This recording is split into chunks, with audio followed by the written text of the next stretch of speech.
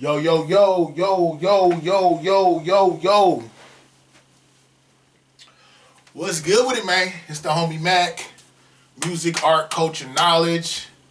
Like, share, comment, subscribe. Subscribe to the YouTube channel 82 Kings. I know you see it. 82 Kings. Subscribe to the YouTube channel. Click that like button. Thumbs up, give me the likes. Thumbs up, give me the likes. It's the homie Mac, man. 82 Kings. Reporting live from the Dogon. Dogon. Each one teach one, peace and love. This is a session of Mac Minutes. This session of Mac Minutes is entitled Why I Hate Jay-Z. S. Carter must rhyme harder. I don't really hate Jay-Z. That is something that has been foisted upon me. I have been critical of Jay-Z, but it's never been because of his talent or lack thereof, or not to say he doesn't have talent, but I'm just saying I've never criticized his skill. I've never criticized his ability to write. I always said that Jay-Z raps at a genius level. I guess more so than anything, my issue with Jay-Z isn't even Jay-Z.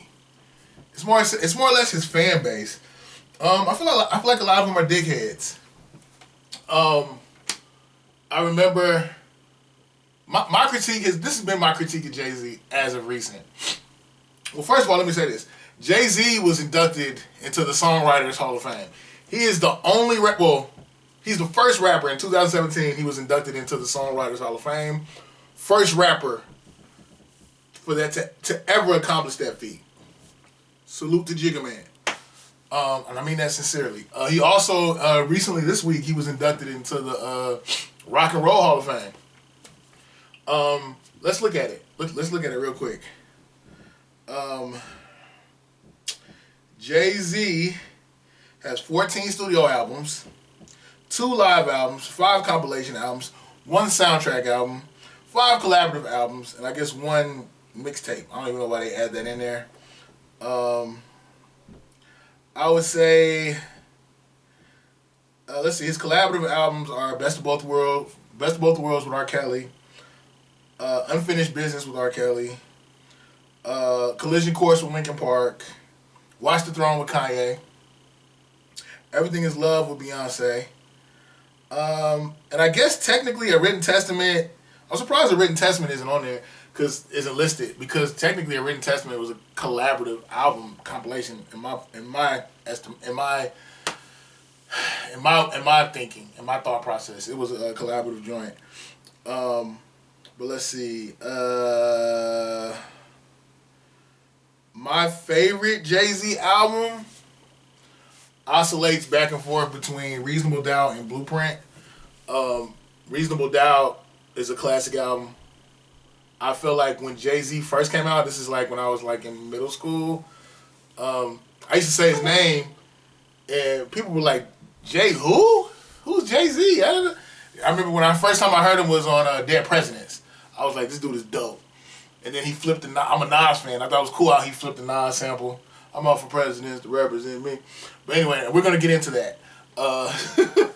Then when I heard Ain't No Nigga Like the One I Got, I thought, like, this dude, his flow is ridiculous. The way his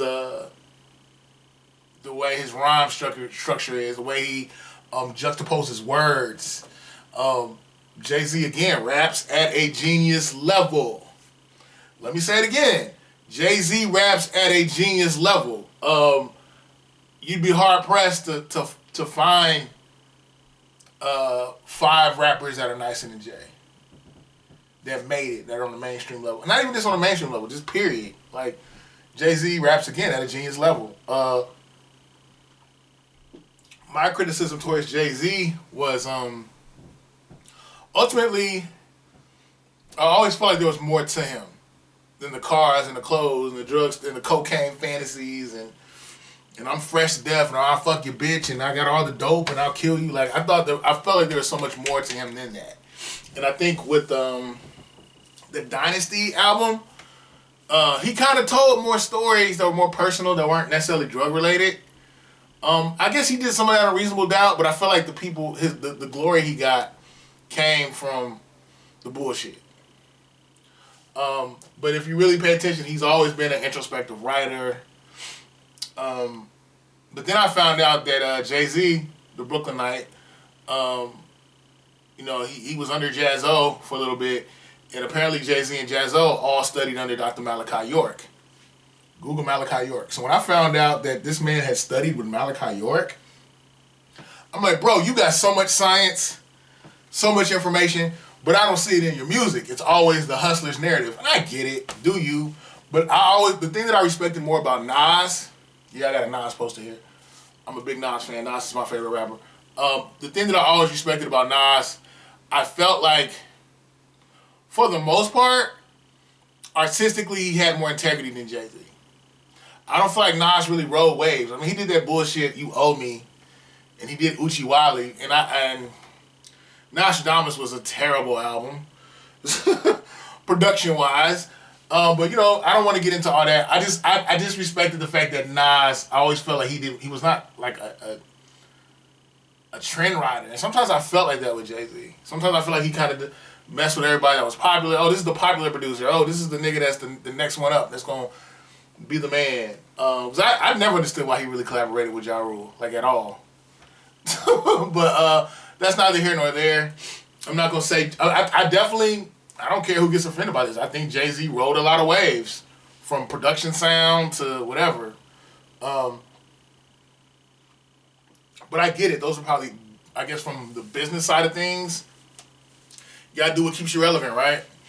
But I respect the fact I feel like Nas' music was more organic, and he wasn't riding waves.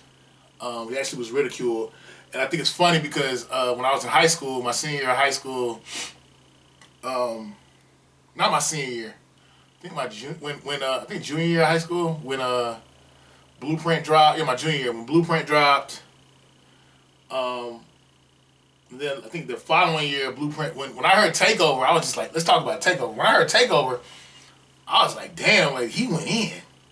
But low key, I feel like Takeover was a blessing for Nas because I feel like it made Nas hungry again. It made Nas get in his bag. He came out with Godson soon thereafter. Godson was fire. He came out with Stillmatic. Stillmatic, Godson, both fire projects. Salute to the Alchemist. I'm gonna work with you one day, Al. Tell me, watch. But yeah, what am I getting at? Ultimately, I don't have no problem with Jay-Z. Again, it's his fan base.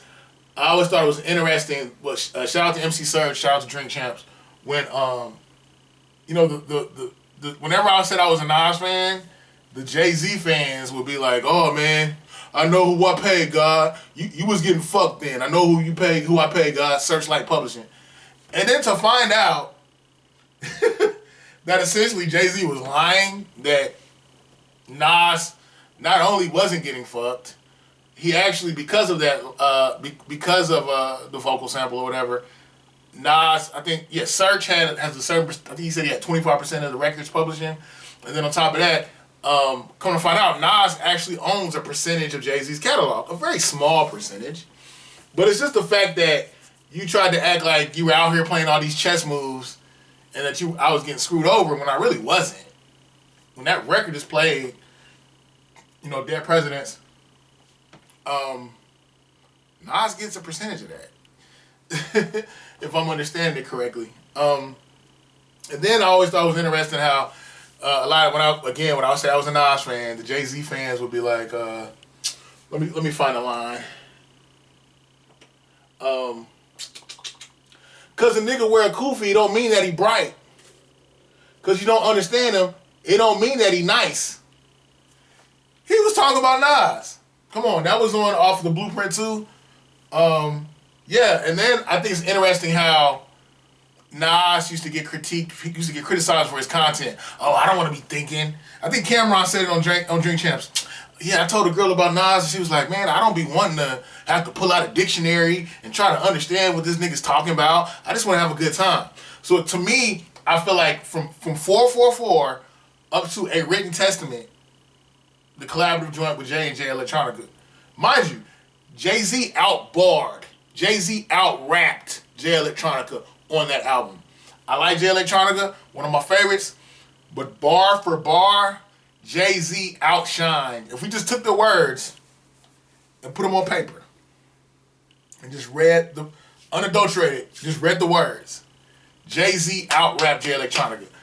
Jay-Z did the conscious rap better than Jay Electronica did. And Jay Electronica has always been noted as a socially conscious, socially progressive, esoteric, deep rapper. And Jay-Z went in that lane past him.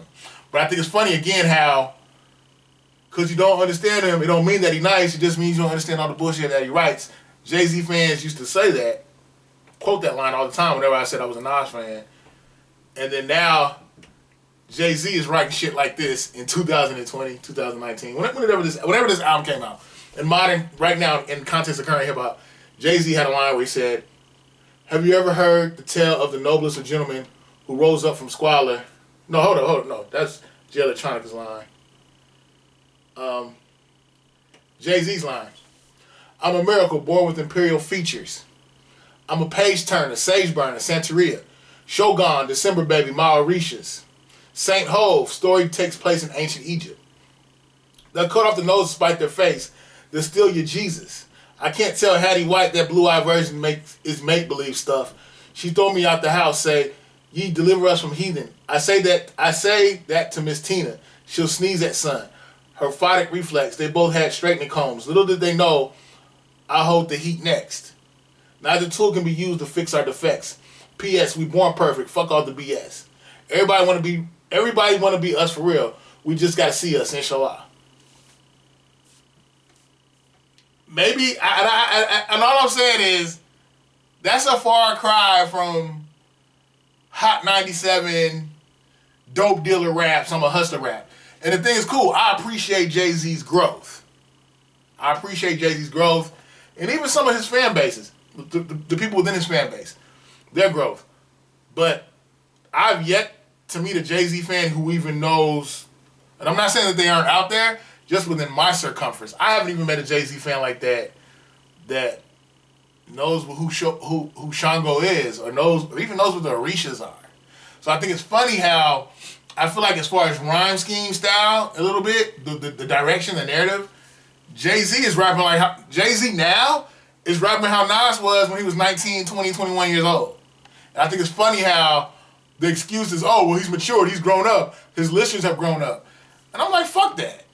Because I was on the shit that Nas is on, that Jay-Z is on now, that he puts into his music. I was on that in elementary school. You know what I'm saying? So again, my issue isn't really with Jay-Z, it's just his fan base. And again, I guess, it's kind of like you got clown for shit. Oh, you're that's weak. I don't know about all this black conscience stuff. Fuck all that. But now y'all fuck with it. So it's just funny to me. Again, I have no issue with Jay-Z as a writer. I think he's dope. The line I just read off of A Written Testament, I think those bars are dope. The way he structured that, I like the direction that Jay-Z is going in, but it's just like, fuck y'all. All the Jay-Z fans that used to clown us for being nerds and liking all this conscious rap, but now y'all praise Jay-Z for shit Nas was doing back in 1993. So fuck y'all. Yeah, I'm in my feelings a little bit. But my issue is not with Jay-Z. I think Jay-Z is nice. One of the best to ever do it. And I guess the thing that just kind of blows my mind is when I encounter all these Jay-Z fans and their reasoning for Jay-Z being better is always centered around money and economics, business, and the fact that he's sleeping with Beyonce. Well, I'm not going to disrespect him and say sleeping with Beyonce. He's married to Beyonce. I don't care about none of that. I'm talking about words, bars. Nas is a better writer. I don't care what nobody says. Again, even though I'm a Nas fan, because somebody asked me which was a better album, that I think Reasonable Doubt was better than Illmatic. And what I'm about to say is probably blasphemous for a lot of Nas fans. Yes, I think Reasonable Doubt is a better album than Illmatic. But I only say that because if you really look back on it, Illmatic was an EP.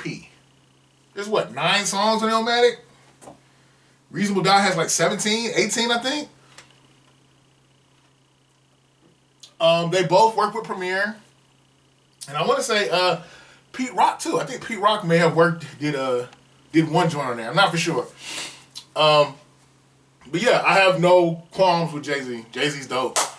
It's actually one of my favorite rappers. I just think it's funny how Jay-Z has always had a lot of substance and depth, but he didn't always put it in his music. Because I think he maybe he knew people are just stupid. So maybe. But yeah, then you go to that line where he said, truthfully, I'd like to rhyme like common sense, but I made something meal, and I ain't been rhyming like common sense, something.